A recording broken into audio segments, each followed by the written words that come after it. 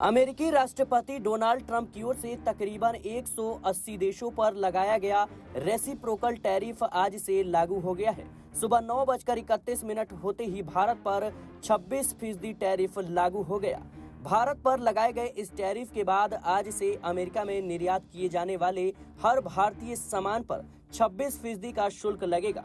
कहा जा रहा है कि इस टैरिफ का भारत पर कई स्तरों पर असर देखने को मिल सकता है।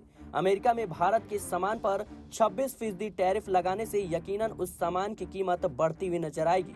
इससे वहां भारतीय उत्पादों की प्रतिस्पर्धा कम हो सकती है, खासकर उन देशों की तुलना में जिन पर कम टैरिफ लगाया गया है। भारत के प्रमुख निर्यात क्षेत्र इलेक्ट्रॉनिक्स, रत्न और आभूषण, ऑटोमोबाइल्स और टेक्सटाइल शामिल है। ट्रंप के रेसिप्रोकल टैरिफ का सबसे ज्यादा असर दवाओं पर पड़ेगा। भारत से अमेरिका में सस्ती दवाएं जाती है। भारत से अमेरिका 12 अरब डॉलर से ज्यादा की दवाएं और फार्मा प्रोडक्ट्स लेता है।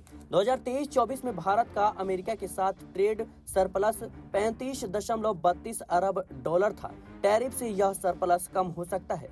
कॉमर्स मिनिस्ट्री के मुताबिक भारत से 73.7 अरब डॉलर का निर्यात, जबकि अमेरिका से 39.1 अरब डॉलर का आयात होता है।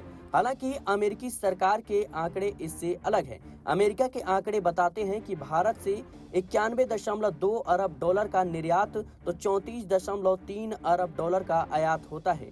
अमेरिका के साथ कारोबार करना भारत के लिए फायदेमंद का सौदा रहा है, क्योंकि उसके इंपोर्ट कम और एक्सपोर्ट ज्यादा है। टैरिफ के कारण एक्सपोर्ट कम हो सकता है। प्रधानमंत्री नरेंद्र मोदी और अमेरिकी राष्ट्रपति डोनाल्ड ट्रंप की दोस्ती जगजाहिर है। दोनों एक दूसरे को अच्छा दोस्त बताते हैं।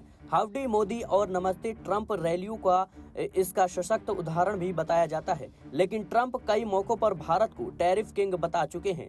ट्रंप ने कहा था कि भारत बहुत अधिक टैरिफ लगाता है या बहुत ब्रूटल है। ऐसे में ट्रंप ने भारत पर 26% रेसिप्रोकल टैरिफ लगाया है। वर्ल्ड ट्रेड ऑर्गेनाइजेशन के आंकड़ों की माने तो भारत में औसत टैरिफ सबसे ज्यादा है। भारत में औसत टैरिफ 17% तो अमेरिका में 3.3% है। फिलहाल के लिए इस रिपोर्ट में इतना ही। देश और दुनिया की तमाम खबरों के लिए बने रहने न्यूज के साथ।